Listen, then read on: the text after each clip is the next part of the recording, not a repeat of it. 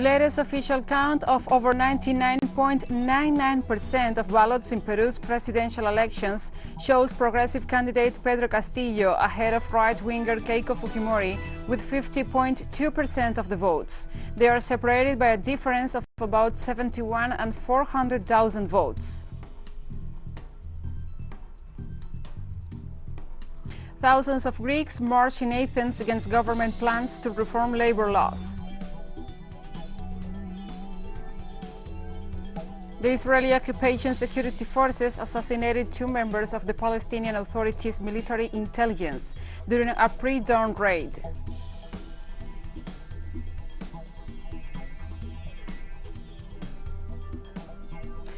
From the headquarters of TeleSUR English in Havana, Cuba, this is From the South. I'm Gladys Quesada.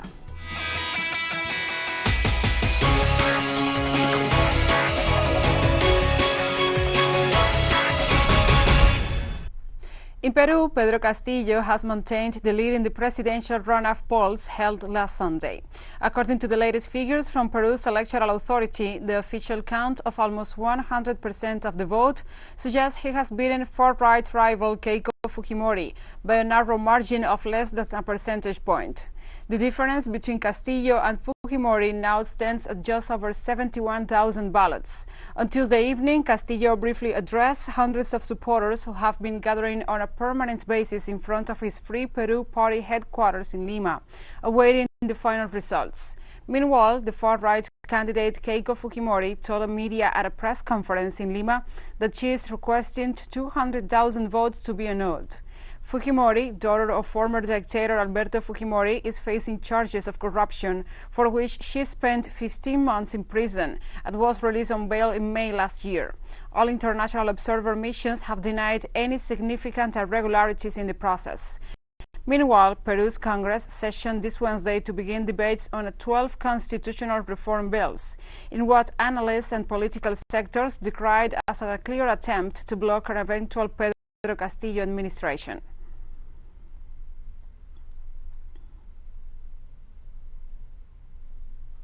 One more demonstrator killed and over 50 wounded is the balance of Colombia's 40th day of national strike. Heavy repression took place in the cities of Cali, Bogotá, and Medellín on Wednesday. One protester was reported dead in Cali in the course of a demonstration. In Medellín, the National University's Mines faculty, students, professors, and staff gathered Wednesday for a peaceful mobilization to commemorate the Day of the Fallen Student in the framework of the national strike. Later, the protesters joined other groups marching through Medellín's downtown. They also protested against police brutality outside the Aburrá Valley Police Command.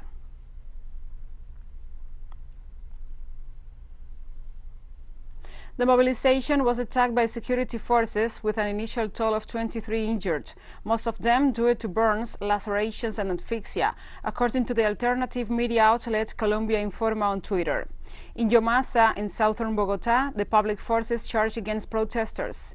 Social organizations in support of the protests denounced that the medical mission installed in the vicinity of Portal de las Américas, also in Bogotá, was attacked with gunfire on Wednesday night. Repressive acts were also staged in the capital area of Suba and in urban centers of Popayán, Pasto, Bucaramanga, and other Colombian sectors.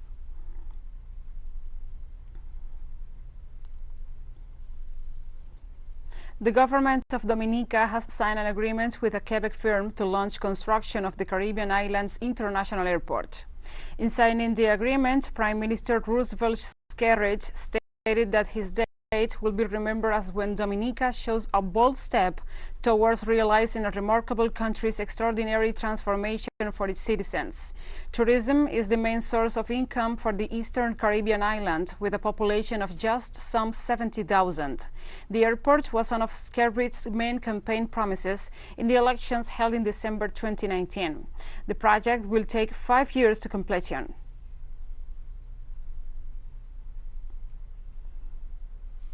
Executed in 5 phases, valued at just over $1 billion Eastern Caribbean dollars, and is expected to be completed within 5 years. It will be built to meet the new resilience construction standards in this country. We are not just building for today, but for the future, and to survive natural disasters. The construction. The indigenous and rural workers of Cotopaxi in Ecuador are resisting the imposition of soaring fuel prices. The movements hope to join forces with the transport sector. Our correspondent, Denise Herrera, brings us more details from Ecuador. The economic situation left by former President Lenín Moreno continues to be under scrutiny. Different sectors have carried out several actions against the fuel price ban established by Moreno, which progressively removed the gasoline subsidy. Part of the country's indigenous organizations announced the first mobilization 2 weeks after President Guillermo Lazo's inauguration. We reject the progressive fuel price increase that has raised fuel prices by 3 to 5%. It has been said that we must wait for the government, but the prices do not wait, and they are suffocating us in this economic reality. That is why we demand the repeal of this plan and to call all sectors to be able to put together a project on the subsidy policy. Meanwhile, the government announced the first approach with the transportation sector, with which it has agreed to hold technical meetings to study gasoline pricing schemes. We are starting today to form this committee, and we will give the names of the persons who will be members. And next Monday, we will have the first meeting with the President to analyze item by item. We will be focused on fuel prices for these technical meetings. We are not asking for any benefit, or rather to respect the legal safety of transportation. The Minister of Finance has different priorities. In his first statements, he assured that he is working on the vaccination plan as a priority to reactivate the economy and pointed out that new measures will be announced soon. This government's priority is the massive vaccination plan that is underway and for which the Minister of Finance has been working hard to fund the plan. We want an economy open to foreign investment. According to official data, Moreno left the country with a 7.8% national product drop in real terms. In December 2020, poverty at national level reached 32.4%, and until April 2021, the quality of employment continued to fall. Adequate employment was estimated at just 32.6%. Thus, leaving the remaining two-thirds of the economically active population is in a situation of informality or precariousness. Denise Herrera, TeleSUR, Quito, Ecuador. And more than 200 migrants seeking to cross into the United States were found on Wednesday in 2 homes in the border city of Ciudad Juárez in northern Mexico. The asylum seekers, most of them from Guatemala, Honduras, El Salvador, Nicaragua, Ecuador, Brazil and Mexico, had been locked up and crammed together for more than a month, according to Mexican authorities. The local police reported that the group included 16 children and 3 pregnant women. In April alone, some 178 asylum seekers were apprehended at the border, mostly Central Americans, the highest number in 20 years, according to the United States authorities. Despite relaxing some of the harsh immigration policies of his predecessor, U.S. President Joe Biden is trying to discourage migrants through agreements with regional governments. U.S. Vice President Kamala Harris visited both Guatemala and Mexico this week, promising financial aid to boost economies. Massive migrations has been the result of the collapse of economies based on neoliberal policies.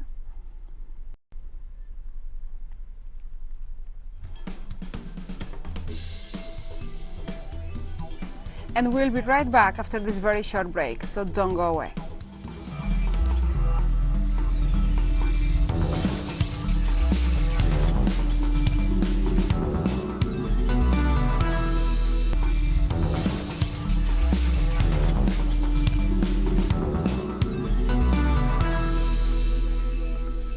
Welcome back.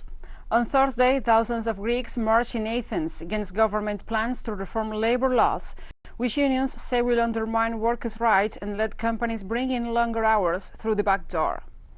The strike, called for by Greece's unions, brought public transport to a standstill and kept ferries docked at ports. At least 10,000 people joined the rally outside the parliament, which is expected to vote on the bill this month. The most contentious part of the legislation allows employers to work up to 10 hours on one day and less time on another, but unions fear it will enable employers to force workers to accept longer hours. Some of them believe the government is seeking to raise the 8-hour working day to 10 hours and scrap the 5-day working week and collective bargaining agreements, as well as make it harder to call strikes.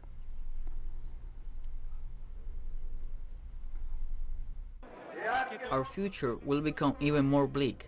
Our only hope will be to leave the country if the labor situation worsens. The workforce won't allow the unions to be dismantled or the people to be destroyed. We will continue fighting until the bill is withdrawn. On Thursday, United States President Joe Biden met with United Kingdom Prime Minister Boris Johnson on the eve of the Group of the Seven summit. The British Prime Minister welcomed the U.S. President for talks at their first face-to-face meeting before the summit in the English locality of Carby's Bay, Cornwall. Biden and Johnson seek to shore up the so-called special relationship in the wake of Brexit, the British withdrawal from the European Union. The U.S. head of state arrived in the UK for the first stop of an European tour, during which he will meet his Russian counterpart Vladimir Putin in Switzerland at the end of his 8-day trip.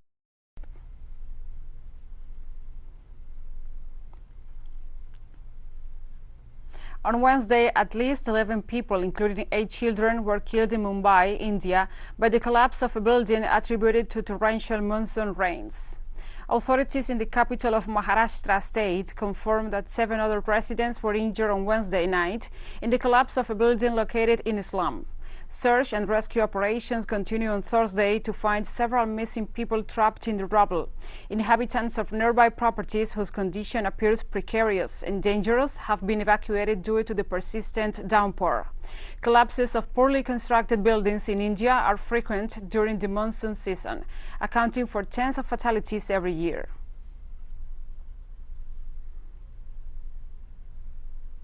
At about 11:30, when I came back from work and started cooking, all of a sudden the bricks started falling on me. I started screaming and the neighbors rushed in to rescue me. I had lost consciousness by the time my children had taken me to the clinic. When I regained consciousness, my children told me that, "Mom, our shanty has collapsed and we have nowhere to stay." This is a slum area, and the shanties are built on top of each other. Some of the residents have made houses which are 3 stories high and even 4 stories. The 3- and 4-story shanties, which did not have proper support, collapsed. The one with support did not. And we move to South Korea, where, according to officials, at least 9 people were killed when a 5-story building being demolished suddenly collapsed, crashing a bus. The bus, which had stopped in front of the site, was carrying 17 people when the accident occurred in a city southwest of Seoul. According to the National Fire Agency, 9 of the passengers were killed, and the remaining 8 were all seriously injured. All the workers on the demolition site had been evacuated before the collapse. Authorities stated that the cause of the accident is not yet clear, and that the police is investigating the case. The largest peacetime disaster in South Korea involved the collapse of a department store in 1995, when more than 500 people were killed.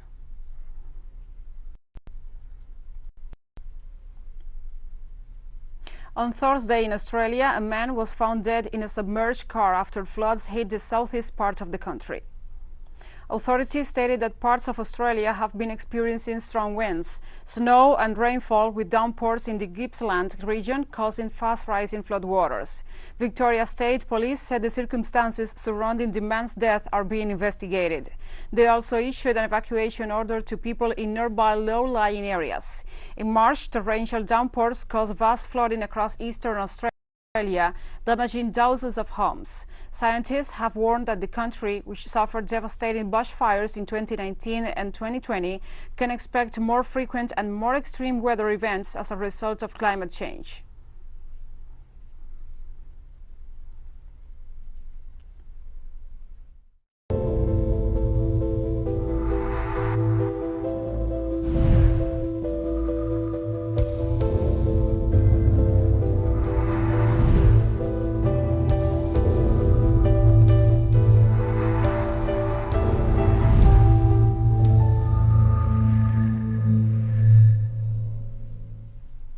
World Health Organization's Europe Director, Dr. Hans Kluge, warned on Thursday that the highly transmissible COVID-19 strain, first identified in India, is about to take hold on the region, as many countries prepare to ease restrictions and allow more social gatherings and travel across borders. Some 36 countries out of 53 are easing restrictions due to declining COVID-19 cases. Whilst we should all recognize the progress made across most countries in the region, we must also acknowledge that we are by no means out of danger. With increasing social gatherings, greater population mobility, and large festivals and sports tournaments taking place in the coming days and weeks, WHO Europe calls for caution. On Thursday, the European Parliament urged the European Union to reverse its position and support a proposed temporary lifting of intellectual property rights for COVID-19 vaccines, backing a push by many developing nations. The resolution stated that only a fraction of the 11 billion shots needed to vaccinate 70% of the world's population has been produced, and that relying on pledge of excess doses from richer nations is not enough. Industrialized nations, home to large pharmaceutical companies, have resisted the release of patents, arguing that a waiver will not boost production and could undermine future research and development of vaccines and therapeutics.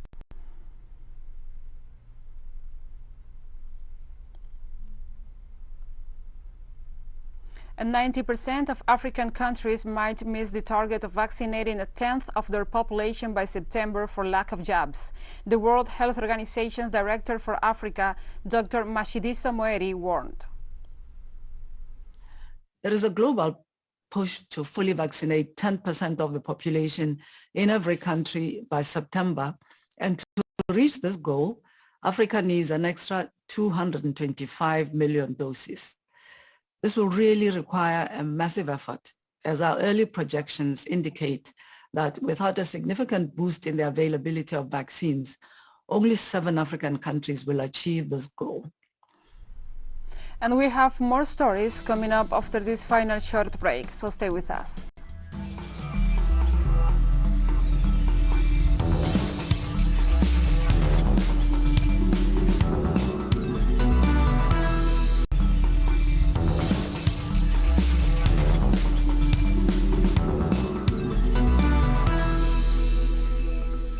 Welcome back. The Israeli occupation security forces assassinated 2 members of the Palestinian Authority's military intelligence during a pre-dawn raid. The 2 intelligence officers were killed during an Israeli force raid into the city of Jenin in search of wanted Palestinians, one of whom was also killed in the shooting. Israeli Yemen special forces, dressed in civilian clothing, attempted to detain wanted Palestinians outside the headquarters of the Palestinian Military Intelligence Unit in Jenin, in the northern West Bank. A 3rd member of the intelligence forces was critically wounded in the shooting. A general strike in the district of Jenin was called on Thursday to mourn the Palestinians killed by Israeli gunfire.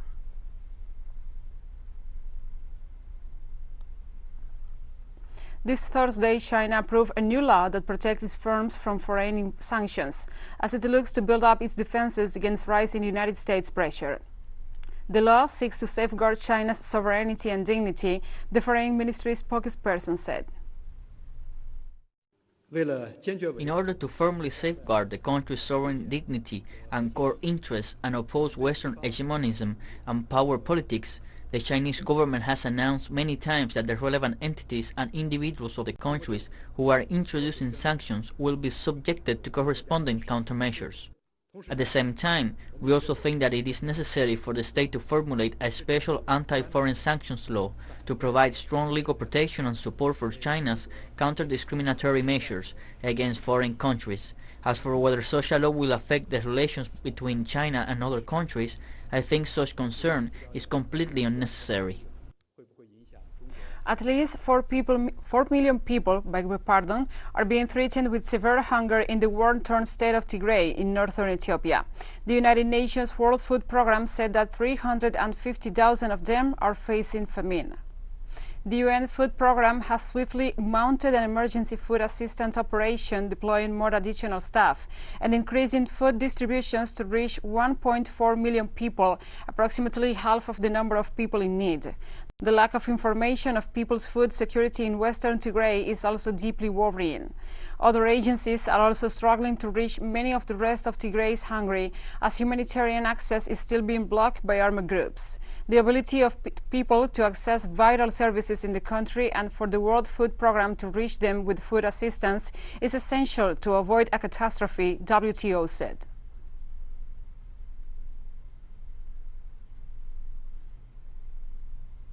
And the number of children in child labor has risen to 160 million worldwide, an increase of 80.4 million in the last 4 years, with millions more at risk due to the impacts of COVID-19, according to a new report by the International Labour Organization at UNICEF. The report points to a significant rise in the number of children aged 5 to 11 years in child labor. The number of children aged 5 to 17 in hazardous work has risen to 79 million since 2016. Hazardous work is work likely to harm health, safety, or morals. The global picture reflects the deteriorating economic and social conditions in developing countries, particularly in sub-Saharan Africa. The report also noticed that the previous year's downward trend of child labor in Asia and the Pacific, and also Latin America and the Caribbean, has stalled. Losing ground in the fight to end child labor. Even before the COVID-19 pandemic, we saw the first increase in 2 decades. 8.4 million more children engaged in child labor since 2016. And now, under COVID-19, an additional 9 million children are at risk of being pushed into child labor by the end of next year. They are affected by school closures, lockdowns, lost parental jobs and income, a lack of social safety nets. Families are desperate, and they're turning to child labor as a last resort. We must not accept this. We urge countries to expand income support measures like child benefits to get children back into school where they belong, and to invest in programs that prevent and protect them from being exploited. It's time to get back on track. In Iran, the presidential election campaign is in full steam. A second debate between candidates was held this week. Polls are due on June 18th. The debate took place on Tuesday and was attended by the 7 candidates for the presidency. Social, cultural, and political issues were the focus of the discussion. The need to achieve the lifting of the unilateral and illegal measures imposed on the country by the United States. The candidates also called for improved trade with 15 neighboring countries and progress in building a more inclusive society. Presidential elections are scheduled for June 18th in the Persian nation.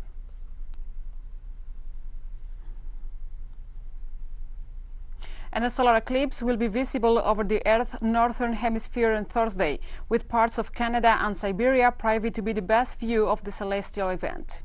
The eclipse will be partial, which means the people in its shadow won't be plunged into daytime darkness. Instead, people with the maximum visibility and necessary protective eyewear will have a few minutes to glimpse the moon's silhouette encircled by the sun. In northwest Canada, northern Russia, northwest Greenland, and the North Pole, the sun will be 88% obscured by the moon. The eclipse will be partly visible to observers in northwest North America, parts of Europe, including France and the UK, and some of the northern Asia.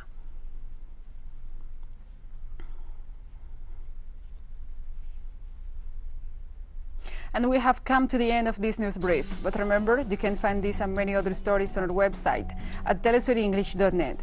And also, if you feel so inclined, please join us on social media. We are on Facebook, Twitter, Instagram, and Telegram. For TeleSUR English, I'm Gladys Quesada. Thank you for watching.